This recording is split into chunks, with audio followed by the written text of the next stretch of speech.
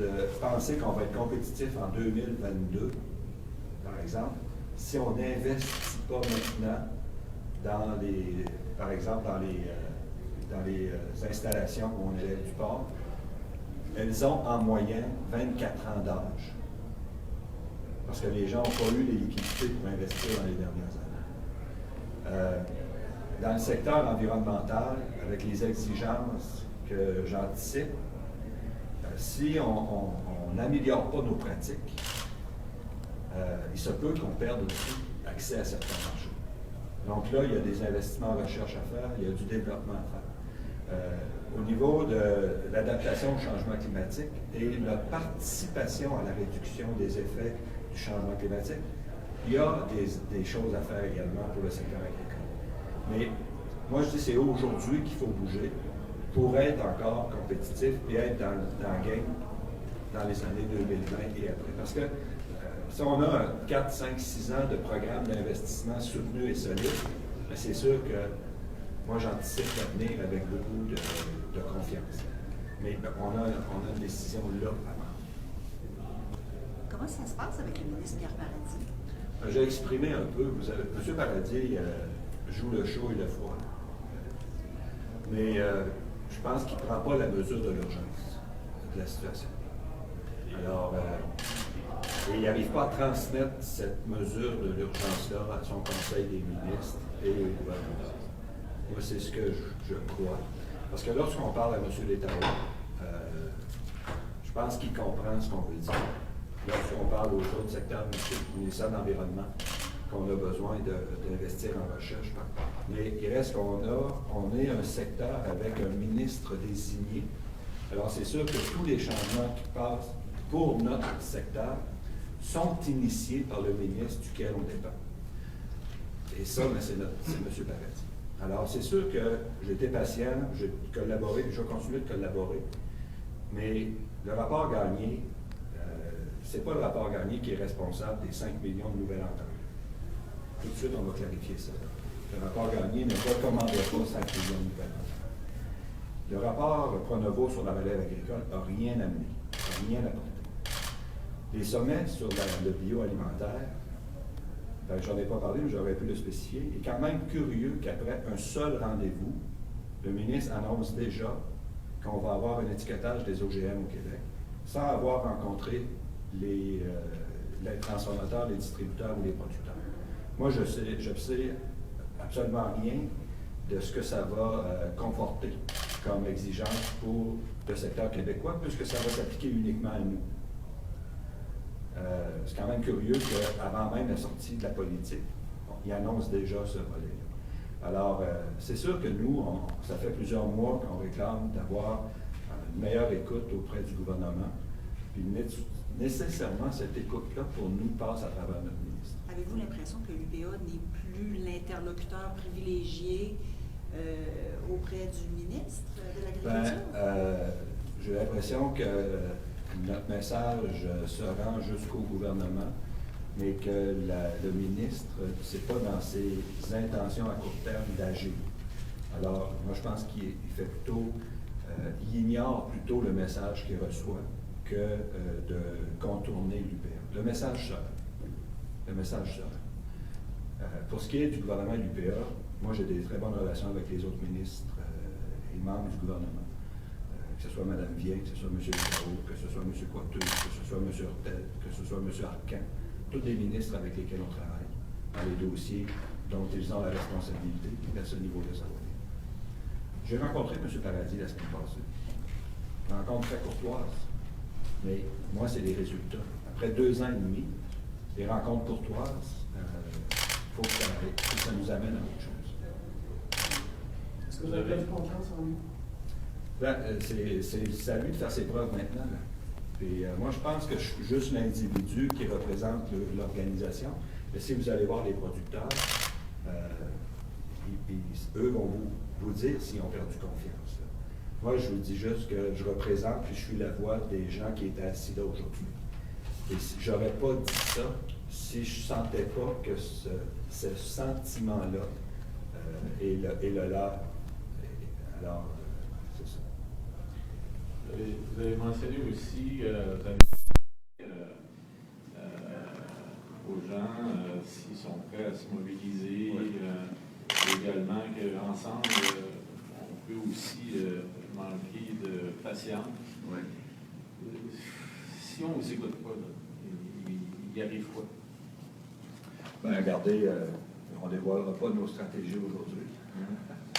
Mais c'est sûr que, je vais vous dire très, très sincèrement que sur les taxes, il y a certaines régions où ça ne passe pas. Parce que c'est vraiment l'effet de la réforme à elle seule, c'est une chose, mais c'est la situation qui se détériore depuis 10 ans. Parce qu'avec l'augmentation du prix des terres, comme les producteurs assument à peu près 30 du coût des taxes, mais le 30 qu'ils assument a augmenté déjà beaucoup. Et là arrive cette réforme-là qui vient exacerber cette situation-là. Hier, je parlais à Christian Overbeck.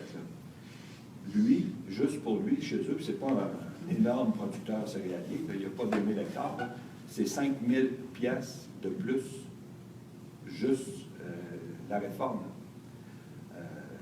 Alors, c'est sûr que c'est beaucoup.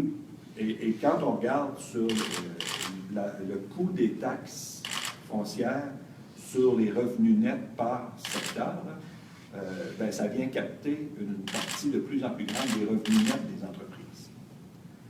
Alors ça aussi, à un moment donné, les producteurs le vivent. Eux autres, c'est du concret. Ce n'est pas juste des statistiques puis des moyennes. Là. Parce que comme je disais aux gens du ministère de la Finance, c'est sûr que les moyennes, ça cache la réalité. Tu sais, j'ai 2 étudiants, j'en ai un qui a eu 100 l'autre a eu 2 en moyenne, ils ont eu à peu près 50 mais ça ne veut rien dire. Puis quand on nous dit qu'en moyenne, c'est des augmentations beaucoup plus petites que ça, bien c'est sûr qu'on prend par tranche de revenus, par exemple, on dit entre 500 000 et 1 million, en moyenne, c'est ça. Mais quand on prend les cas, là, on s'aperçoit que c'est beaucoup plus important pour certains que pour d'autres. Alors, c'est ça. Puis c'est pour ça que cette réforme-là administrative, elle vient pallier à une situation que le gouvernement trouvait lourde, l'administration de ce programme-là, mais elle vient exacerber le phénomène que vivent les producteurs de l'augmentation du prix des terres. Et de l'impact de ce phénomène-là sur leur compte de taxes. Vous avez rencontré M. Letao hier une deuxième fois. Par téléphone. Par téléphone. Moi, je vous dirais que M. Letao partage plusieurs des points de vue qu'on a sur. C'est pas une réforme, et elle nous l'a dit, ce sont des changements administratifs. Son inquiétude sur les 2500 ou 3000 nouveaux producteurs qu'on va qualifier, est-ce que c'est vraiment des producteurs agricoles en devenir? Puis est-ce qu'on ne va pas avec cette attirer plus de gens en milieu rural qui vont venir s'installer en payant plus cher leur lot de terre, parce que finalement leurs taxes sont remboursées, puis créer justement l'effet qu'on ne voudrait pas que ça crée. Il y a ça aussi, là, parce que vous êtes en ville, vous avez des taxes à payer qui coûtent quand même pas mal cher, vous déménagez en milieu rural, vous achetez une terre, oui, c'est trop grand pour vous, mais si vos taxes sont remboursées, peut-être ça peut devenir intéressant. Là. Fait que là, on ouvre un système qui, à mon avis, le gouvernement n'a pas le contrôle sur ce système-là. Déjà, qui ont de la misère à vérifier ce qui se passe maintenant. Alors moi, je posais la question hier à M. Letao, celui qui va se qualifier en disant que dans 3 ans, il va produire 5 000. Comme c'est le ministère du Revenu maintenant qui applique le programme, et pas le ministère de l'Agriculture, les liens vont se faire comment pour assurer que c'est bel et bien le bon bénéficiaire qui soit le programme? Ça, il n'y a pas trop de réponses. Vous soulevez des bonnes questions. Alors, moi, je pense que c'est une réforme administrative qui a été jugée simple et puis elle va passer. Mais quand on mesure les effets, elle ne passe pas. Vous avez dit au début du discours qu'il faut accompagner les jeunes qui veulent se lancer en agriculture. Est-ce que ça implique une réflexion sur le coût d'accession à... Naturellement.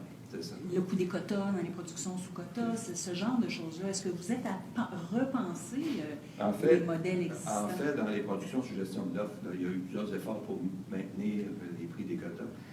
C'est sûr que quand je parlais à ce niveau-là ce matin, cet après-midi, je pensais plus justement à l'accès aux terres, avoir des programmes de gestion des risques adaptés à la taille de ces entreprises-là. Parce que souvent, ils prennent plus de risques en proportion de leurs revenus que des entreprises installées. Donc, avoir par exemple, des seuils d'entrée dans les programmes de gestion des risques plus généreux pour ces jeunes producteurs-là. Des congés de contribution dans les programmes de gestion des risques, ce serait une autre façon de rendre plus facile l'installation en agriculture et de rassurer davantage les prêteurs. Donc, il y a une foule de mesures qu'on pourrait mettre, d'ailleurs, qui ont été proposées dans le rapport que la relève agricole a remis au premier ministre et à M. Paradis l'année passée. Mais il n'y a pas lieu de repenser au coût des quotas? Bien, moi, je trouve le coût des quotas, en fait, c'est sûr que les entreprises qui ont des quotas se transfèrent plus d'une génération à l'autre. La Fédération des producteurs de lait avait mis en place un programme pour démarrer 12 nouvelles entreprises par année. Ça peut être amélioré, sûrement, mais on peut difficilement intervenir pour baisser le prix des quotas pour que ça devienne facile pour la relève agricole. C'est difficile d'avoir des mesures comme celle-là. Mais je regarde le taux d'établissement dans les productions contingentées est plus élevé que dans n'importe quelle autre production en général. Et l'âge moyen des producteurs dans ces secteurs-là est aussi plus bas. Alors, quand on regarde au niveau de relève agricole, ce n'est pas principalement dans ces secteurs-là qu'on vit les plus grandes difficultés. Le secteur bovin, par exemple.